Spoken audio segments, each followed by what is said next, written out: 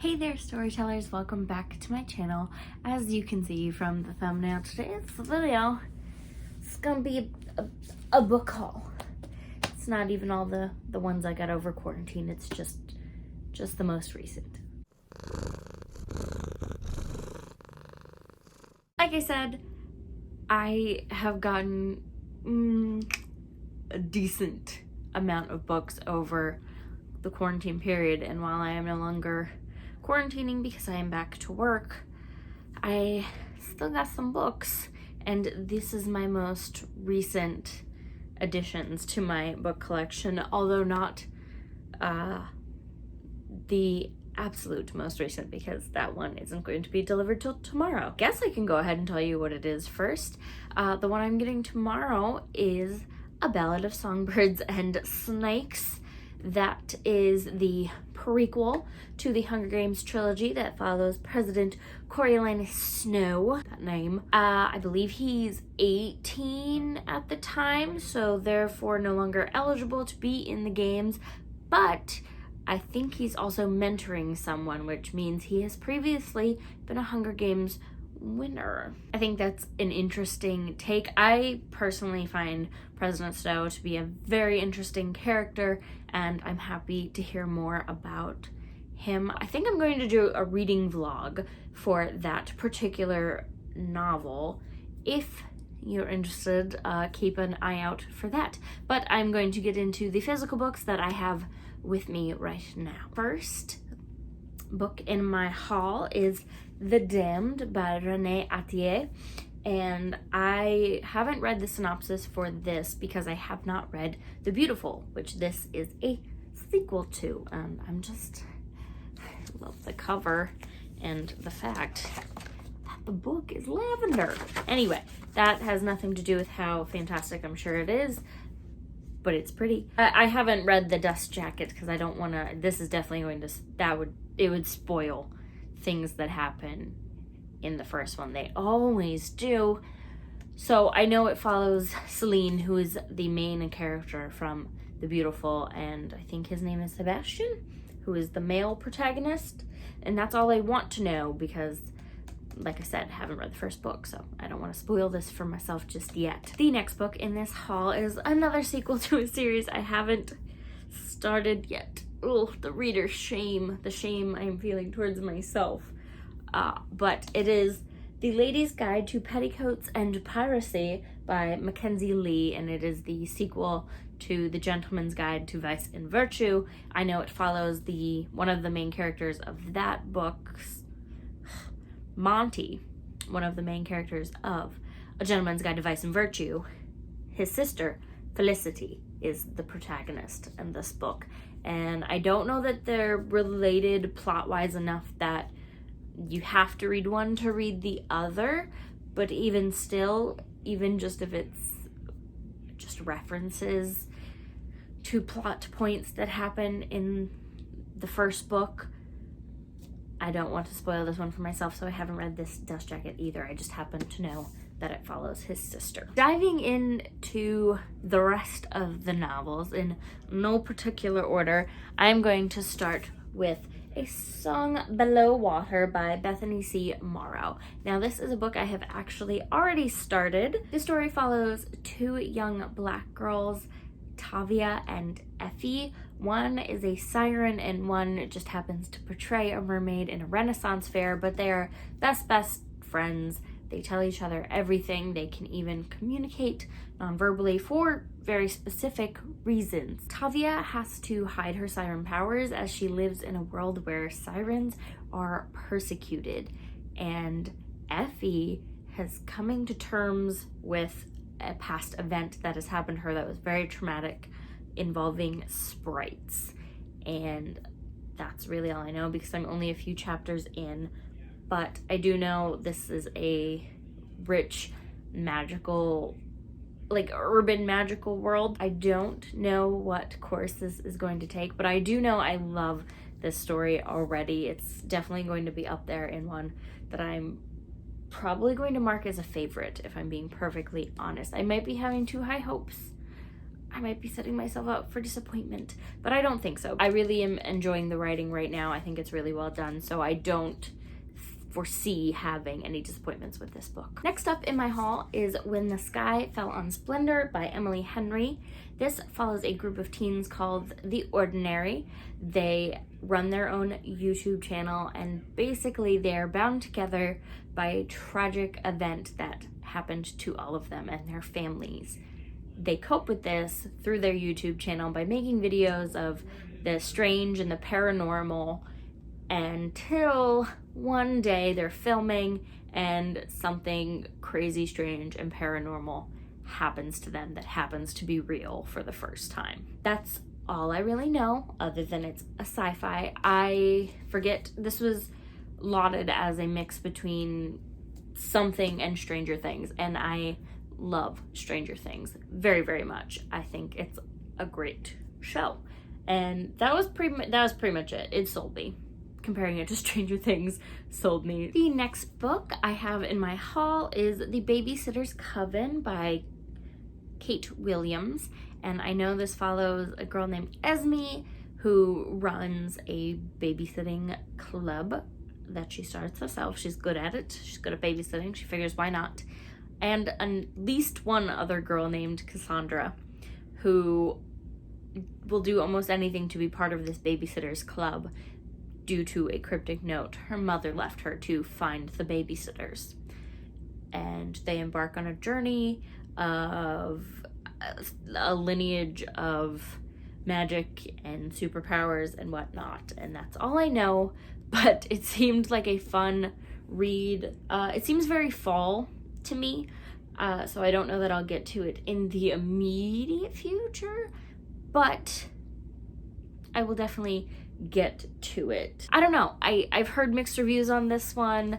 I wasn't sure if I wanted to get it myself or not, but I decided I wanted to make my own opinion on it, so I picked it up and I'll give it a read. And I know a sequel is coming out, which I may or may not pre-order.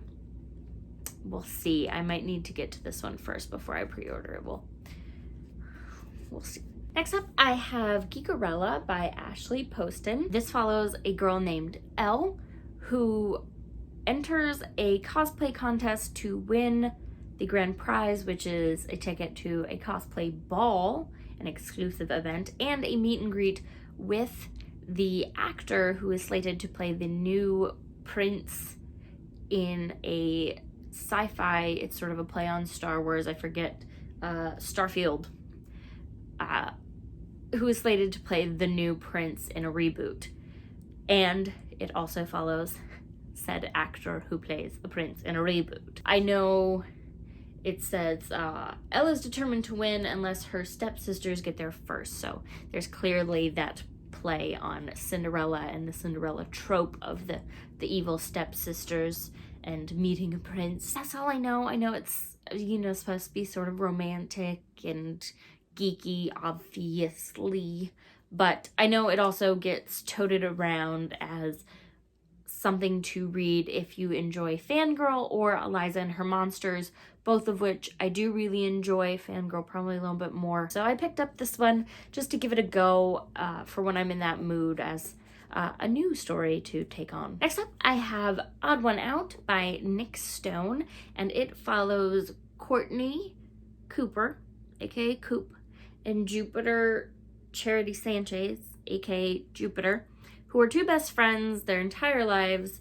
and if I remember correctly, Coop wants more than friendship with Jupiter, but when a new girl, Ray, comes to town, he starts to develop an interest in her, and she starts to develop an interest in him, and that's when Jupiter realizes she has feelings for both of them, even though she didn't expect to have feelings for Coop.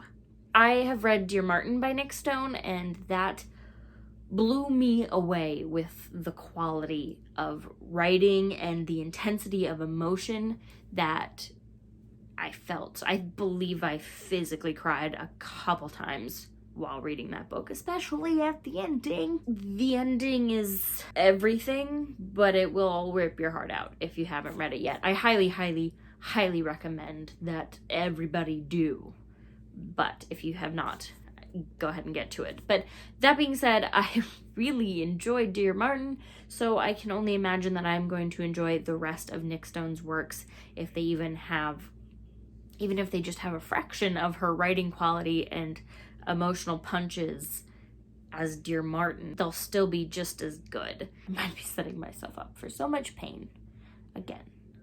I hope not. I hope it's at least a funny kind of pain in this one and not just pain. Next, I have All the Invisible Things by Orla Collins. This book follows a girl named Betty as she moves back to London after having moved away for 4 years after her mother passed away. In that time, she has sort of hidden herself and stayed locked within, and she has not told anybody that she likes girls as well as boys. I was pretty much sold right there. I'm not gonna lie to you. It's clearly coming out kind of story. But she thinks her ticket to sort of becoming who she is meant to be is reconnecting with her old best friend, Pez. He had always brought out that sort of bold and vibrant side of her, but when she encounters him again, he's different. He is reserved and guarded, and suddenly Betty's sure he's been hiding too. It seems like it's gonna be probably an emotional ride because it's dealing with some heavy topics, or topics that can be heavy, and I'm not sure what Pez will be going through. It could be quite a bit more than what the back alludes to. The back leaves it pretty open though, so that is why I think it could be fairly heavy, but I also think it has the potential to have a really uplifting message in there. Next up, I have Katherine House by Elizabeth Thomas.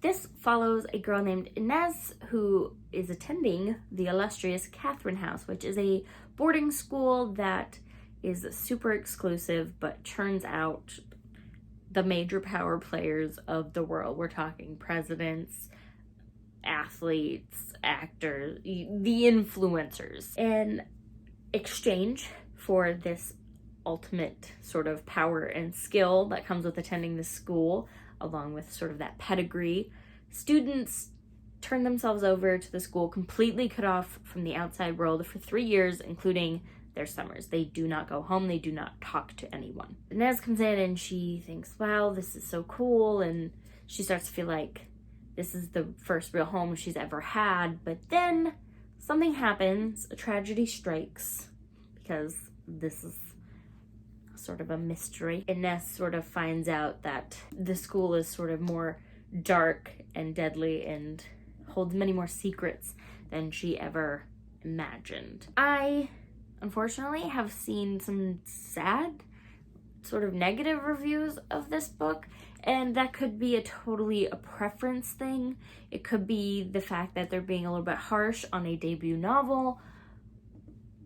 It's hard to say, but I was very much intrigued by the idea of an illustrious and potentially deadly boarding school that turns out major power players of the world. So I'm more than interested in the concept, and I'm more than willing to give it my own personal judgment. Next up, we have a book I have mentioned before in a previous video, Verona Comics by Jennifer Dugan. This follows two characters named Ridley and Jubilee, both of whom parents are sort of two major figures in the comic book industry. One owns, I think, a popular niche comic book store, and then one owns a big branded comic book store, if I'm remembering correctly. But it's sort of a riff on the Romeo and Juliet storyline, set in a very modern kind of geekish setting. I read Jennifer Dugan's, I don't know if it was a debut or not, honestly, but I read her previous book, Hot Dog Girl. The more I listened to it, the more it grew on me. In the end, it was a really cute story, and I really enjoyed it. A very fun summer read because it is set over a summer in an amusement park. This one, I think, holds promise only because it's an author I have already enjoyed, so I was more than willing to give this one a shot, and I think it looks very cute, so I hope to get to this one pretty soon. Okay, last but certainly not least, we have Who Put This Song On by Morgan Parker. This follows the main character Morgan as she goes on a journey of growth. She starts off being very much depressed, and she knows it, and she knows why she's being sent to therapy because of how she's been feeling, but she also knows it's because she's been questioning some larger issues within her life. Lately, Morgan feels like the whole world is listening to the same terrible track on repeat, and it tells them how to feel, who to vote for, what to believe. Morgan starts to wonder, when can she turn this song off and start living for herself? Which is the part that really, it was such a powerful line to have in a synopsis that it made me really want to pick it up. I know it is loosely based on the author's personal experience. She, I believe, pulled from old journals and experiences and sort of interwove them into a fiction novel. I wanted to expand my horizons a little bit and sort of read about an experience that is not my own. That is it for my book haul. If any of those books sounded interesting to you, please let me know down in the comments below, or leave me any recommendations of your own that you think I should pick up. I would be lying if I didn't say I was almost always on the hunt for new stories to collect, because I am a book hoarder. I am a book dragon. I'm not a bookworm. They're gentle and nice and just go along doing their thing. I am literally Smaug from The Hobbit.